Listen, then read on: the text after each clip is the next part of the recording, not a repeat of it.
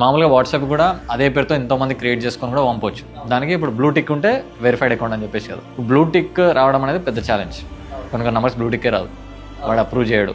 చాలా ఛాలెంజ్ ఉంటుంది. దానికి మళ్ళీ బిజినెస్ పోర్ట్ఫోలియో క్రియేట్ చేయాలా, మెటా కనెక్షన్స్ ఇవన్నీగా. బ్లూటిక్ వెరిఫికేషన్లో అంటే నువ్వు చెప్పిన దాని ప్రకారం ఆల్ ఓవర్ ఇండియాలో you are having some strategies, you have some connections with Meta where you will make blue ticks possible. ఇక్కడ బ్లూటిక్లో కూడా మెయిన్ ఏంటంటే కస్టమర్స్ డిఫరెన్స్ అయ్యేది ఏంటంటే వాట్సాప్ బిజినెస్కి వాట్సాప్ ఏపీఐ. ఇప్పుడు ఏదైతే ఆఫీషియల్ ఉందో అది ఏపీఐ. వాట్సాప్ బిజినెస్ ఏదైతే ఉందో అది నార్మల్ అందరూ వాడుతుంటుంది. ఈ బిజినెస్కి మంత్లీ సబ్స్క్రిప్షన్ తీసుకుంటారు. మంత్లీ సబ్స్క్రిప్షన్ తీసుకొని కూడా జస్ట్ బ్లూటిక్ నామకే వస్తాయి, ఉంది బ్లూటిక్ అన్నట్టు. కానీ రేపటికి బల్క్లో మెసేజెస్ వచ్చినాయా పోతుంది ఆ నెంబర్, అది తెలియదు.